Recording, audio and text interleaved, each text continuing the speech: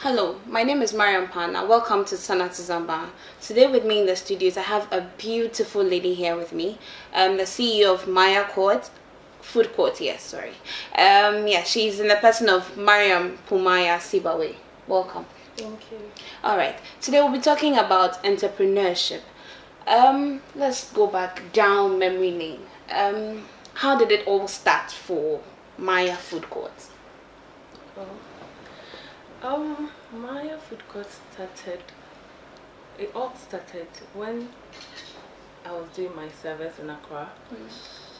There was this canteen at my work site, and anytime we go there to eat, the way a lot of people come there to eat and like the way the workers are busy, it just caught my attention. So one day I went there to eat and I saw like the van moving in and out with food. So I was like, okay, why not do this in Tamale after service? Because after service I might not get job immediately. So I went back to the office, I took my diary, and then I put down some stuff like maybe the food I will be preparing, and then I listed some equipment I would need for the business. So I started buying the things small with my service money. So I think when I came back to Tamale after service, I decided to. Okay. That's how it all started.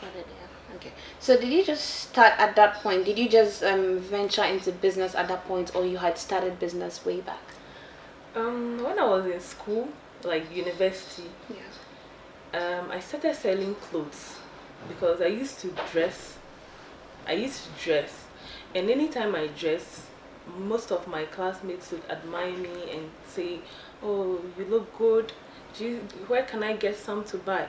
So I decided to sell clothes. So I started selling clothes, and most people on campus got to know like me selling clothes, so they buy from me. So I think I used to sell clothes, but I decided to change my line of business because I saw that most of the young girls coming out, when we get some money, everybody wants to sell clothes. They don't want to do any dirty work. They want to look good and come out and sell clothes, go around or sit in their boutiques and look good and all that. Because for food business, if you want to look good, you can never succeed in it. So I used to sell clothes before the food business. Okay. All right. Okay, so let me see. It seems like you've always had the whole business thing or entrepreneurship in you. How's that? Well, I think I learned this business thing from my mother. Because my mother was a very good businesswoman. She was really a businesswoman because she was into foodstuffs, she was into a whole lot. So I think I learned that from her. Okay, all right, okay. So oftentimes we have graduates coming out of school and everybody's pursuing a white collar job, trying to get into some office, some fancy car, just be all right, but why? Tell me, why did you just decide that, okay, you wanted to do the dirty work? You could have still, gone for all those things and still pursued them, because there are a lot of people that sit in the house for like 10 years and all of those things. So why did you decide that? Well, me personally, I have never really dreamt of working for somebody. Okay. I'd always wanted to create something and then create jobs for others. So I think that was the main reason why I went into the business. And I think with hard work, determination, I think I'm achieving that, because when I started, we were just 2 workers, and now I think I have about 10 workers. Oh, okay. Yes, I have created jobs for other people. I think so. Okay. So basically, how far have things gone with everything. We just want to know how far has it been with the Maya Court. Um, Alhamdulillah, things are very well with Maya Court, because when I started, it wasn't easy. It wasn't. At a point, my family was like, no, you have to stop this job. It's depreciating your beauty. Yes. You can't go to school and come out and do all these things. But later, they saw that, oh, it's paying off. Yes. And like they started encouraging me. Well, when I started, the place was a container. It was just a structure, like container structure. Yes. But now it's a story building. Wow. I have a rooftop. So, like, you can be able to tell that things are... That's so much progress, actually. Yes. And when I started, at times you can go and the sales is just not encouraging at all. But now I serve a lot of organizations, banks, NGOs and all that. Wow. So... Okay, all right. So at least let us know, because I'm sure there's no business without challenges. What are some of the challenges you've encountered? Well, the main challenges is like workers, like the workers being committed. Yes, committed workers. Those are the main. That is just the main challenges, and then because sometimes you employ someone to come and work for you. You want the person to do like this is how yes, and he wants to do it his own way, and maybe sometimes the way you would do your work, he wouldn't do it like so. And now I think the other challenges has to do with the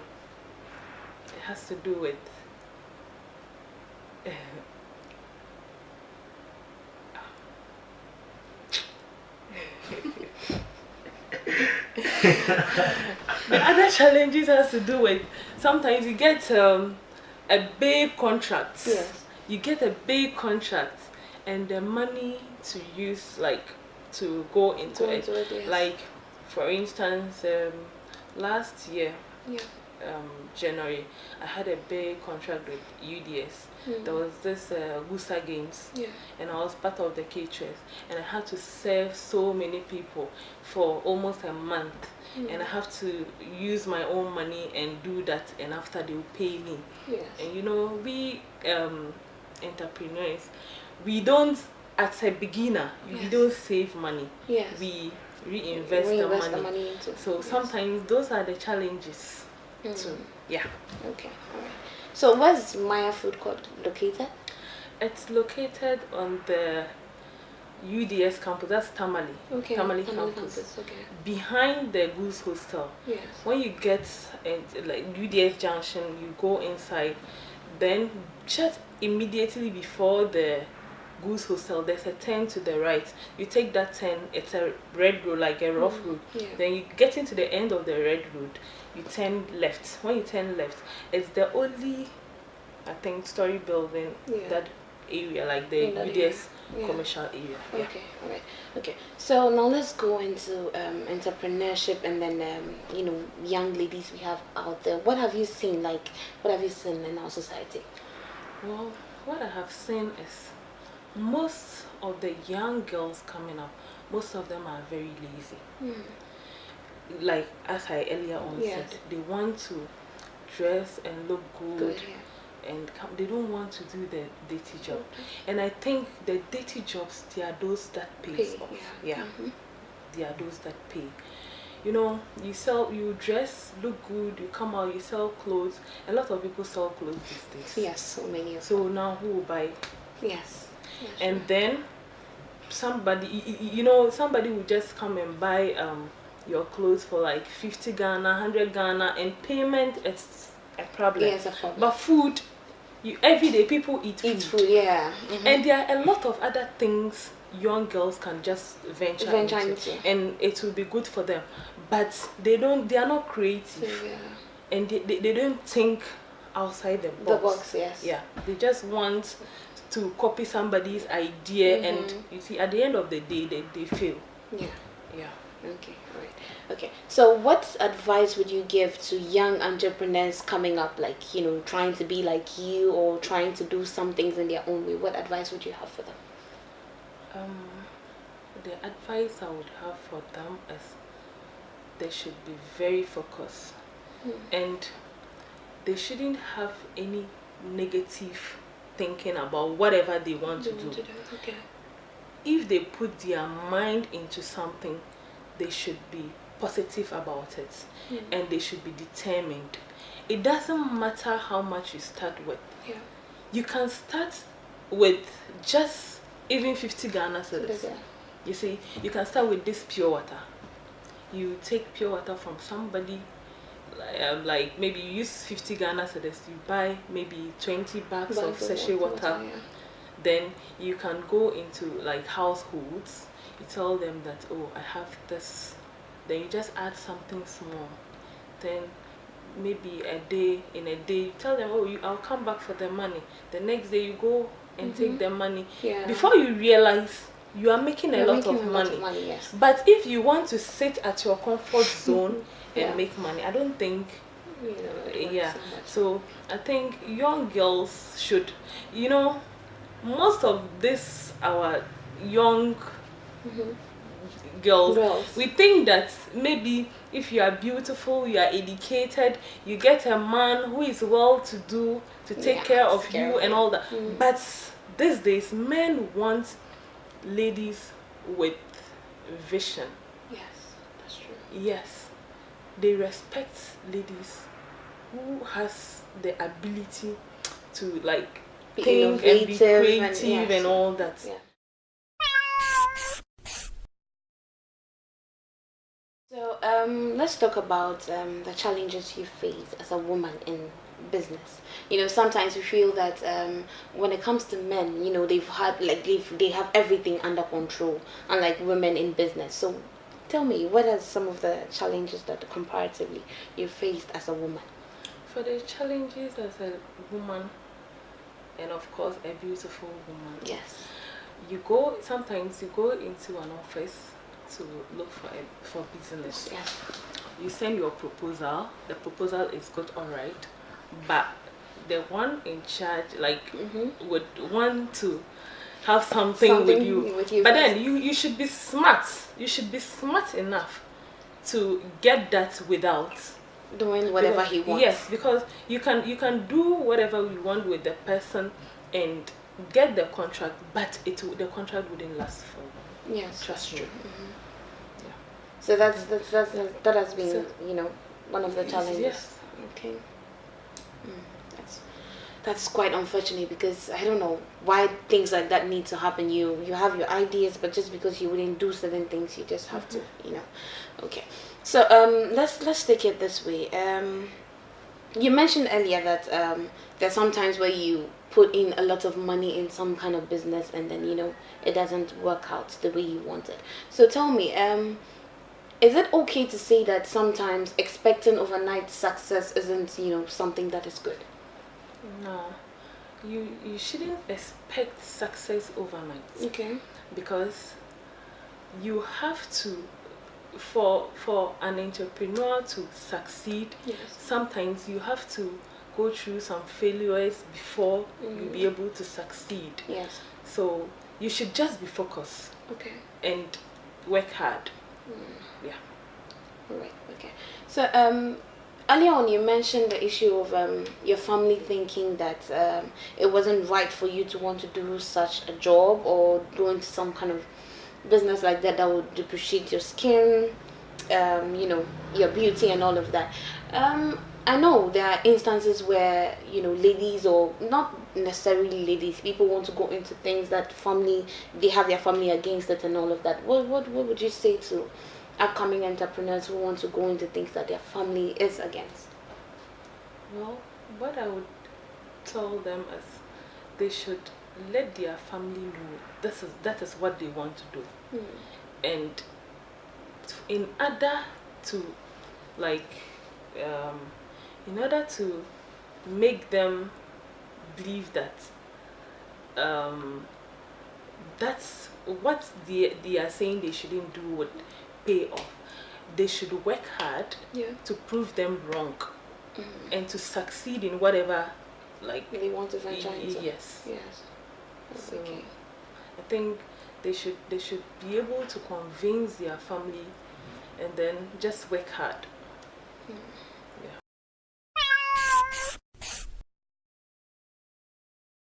Let's go down memory lane and let's see, how did it all start for Maya Food Court?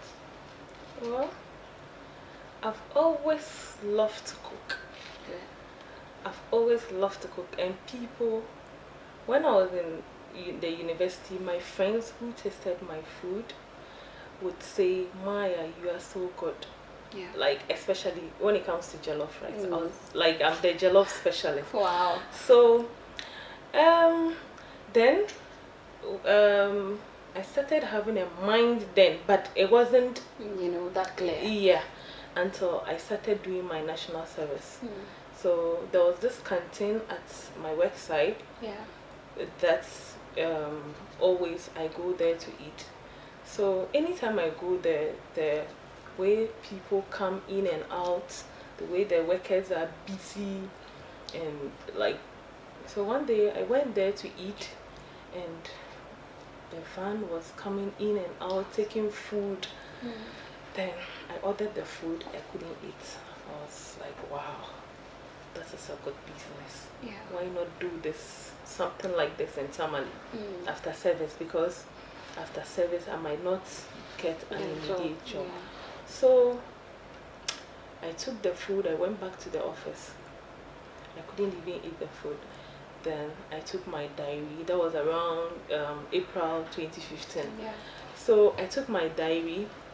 I'm like, okay, what are the food I would be preparing if I'm to do something like this?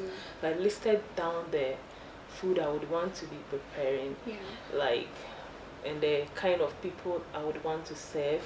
I listed it down. Then the equipment I would need for the business, I listed the equipment down. Then I started buying them small with my national service money. So I think basically that's how it all started for Maya as well. Okay, fine. So earlier you mentioned something about your family being against your food business. Okay, so I want to ask something a bit more personal. Sometimes you venture into things like this and very close people, like let's say your boyfriend is frowning against what you're doing. Have you ever encountered anything like that, and how did you go about it? Yeah, I had a problem similar like that, because I had a boyfriend. When I started the business, giving him time and attention was a problem. So we had serious issue with that, and I had to break up with him because I had to choose between the business and then him. And just getting into a business, people getting to know about you, and you have to disappoint them. Yeah. Was not so. Yeah. And so at least he didn't frown on the business. He didn't think it was not something he should be doing. It was just about the attention. Well, because like you said, some people see that as a dirty job. So well, for that he didn't see that, but most of my friends would come and say, hey Maya, are you the one really doing things like that? This? And they were so surprised, most of them were surprised, because they never thought I could just do away with dressing and But hey, you went through it and then you're here now. All right, that's great. Any final words to our audience? My final words are to the young entrepreneurs, those coming up to start something.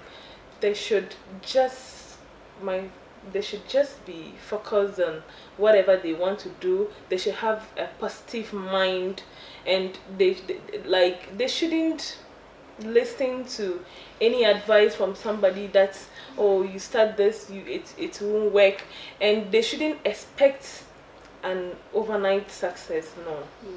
Yeah. All right. Okay.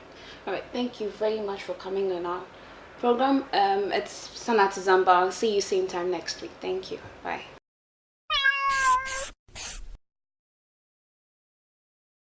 Hello, my name is Mariam Puumaiya, CEO of Maya Food Court. At the 50 plus 1 Women Summit, I'll be there to share my experiences and how I started my business. So I'd love to see everybody, every lady around Tamale to come learn with me.